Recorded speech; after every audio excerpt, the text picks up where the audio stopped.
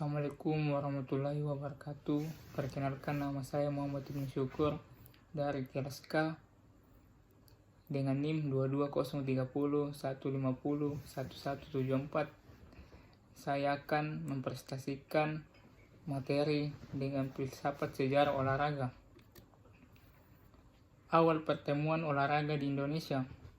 Ketika bangsa Belanda pertama kalinya menanamkan kekuasaannya di Indonesia, sejak saat itu, perkembangan bangsa Indonesia hampir dalam semua aspek kehidupan dipengaruhi oleh bangsa Belanda. Demikian juga perkembangan dalam aspek keolahragaan. Cabang olahraga yang berkembang adalah cabang olahraga yang dilakukan Belanda, termasuk ketika waktu bangsa Jepang menduduki bangsa Indonesia. 1. Sistem Jerman. Perkembangan olahraga secara formal pada masa penjajahan diawali ketika permulaan abad ke-19. Masuk dan berkembang olahraga sistem Jerman yang diciptakan oleh Johann Friedrich Reichmuth dalam kurung 1759 sampai 1835 di negeri Belanda, dan dalam perkembangan berikutnya masuk pula olahraga sistem Jerman yang dikembangkan oleh Jean Spies dan Maul di negeri Belanda.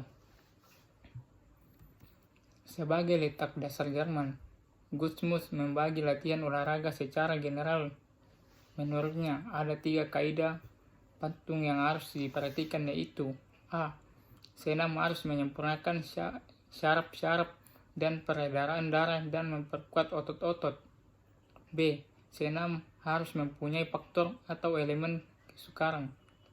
C. Senam harus menambah keberanian dan ketangkasan batin. Oleh karena itu, latihan-latihan olahraga harus juga lebih menantang dan mengandung bahaya. Ketika sistem Jerman ini masuk ke Belanda, pada saat Belanda itu berkuasa di Indonesia, maka Belanda hanya di kalangan militer, namun pada gilirannya masuk pula di sekolah-sekolah dan masyarakat Indonesia. Demikianlah pokok-pokok pikiran olahraga sistem Jerman yang dikembangkan di Indonesia. Mencermati karena sistem ini untuk pertama kalinya dikhususkan untuk kalangan militer, maka dilihat dari sudut pendidikan dan ilmu kewajiban sistem dikurang dapat dipertanggungjawabkan. 2. Sistem olahraga di Swedia. Ketika VOC bangkrut pada tahun 1719 Masehi, pemerintah Belanda mengambil alih kekayaan dan kekuasaan selanjutnya antara tahun 1811 sampai 1816 Masehi. Selama peperangan Napoleon, pemerintah Belanda jatuh pula di tangan Prancis, dan kondisi ini menyebabkan Indonesia jatuh pula ke tangan Inggris.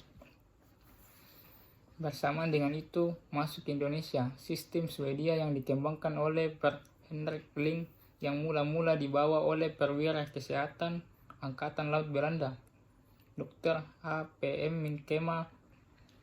Sistem ini masuk pula ke sekolah-sekolah pada tahun 1919 sampai 1920 Masehi. Mulai diadakan kursus-kursus untuk guru-guru, dan di sekolah-sekolah dilengkapi perlengkapan latihan sistem Swedia. Perbedaan pokok sistem Swedia dengan sistem Jerman terletak pada titik tolak kerjanya. Jika titik tolak kerja sistem Jerman adalah kemungkinan gerak, maka sistem Swedia didasarkan gerak. 3. Sistem olahraga Austria. Bersamaan dengan perkembangan di negara Belanda setelah Perang Dunia ke-1 1914 sampai 1918, maskal sistem Austria. Sistem Austria diciptakan oleh Goldfer dan Sitcher, didorong oleh keadaan anak-anak akibat perang yang memerlukan perubahan pendidikan. Sistem Austria berpangkal pada anak-anak vom Kind-aus dengan memperhatikan aspek pedagogi dalam menyajikan latihan-latihannya.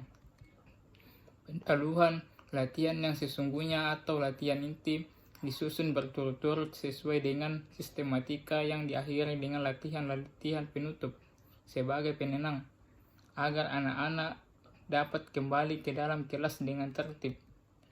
Masuknya sistem Austria ke Indonesia tidak lepas dari berubahnya haluan negeri Belanda dalam bidang keolahragaan. Sistem yang timbul setelah Perang Dunia tahun 1914 sampai 1918 disebabkan karena dorongan dan keinginan untuk mengadakan pembaruan pendidikan itu. Akhirnya meluas tersebar di Eropa termasuk negeri Belanda.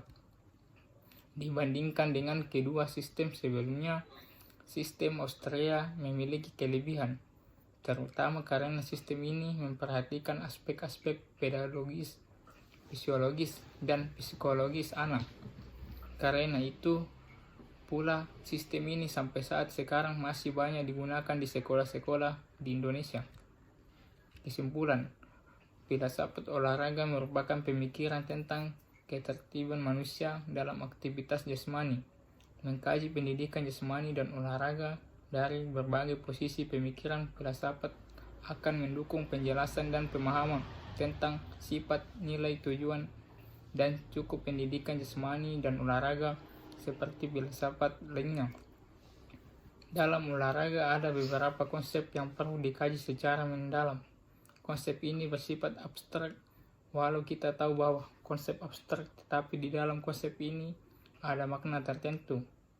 Walau perbedaan makna pada setiap individu berbeda dengan tentang ini. Terima kasih.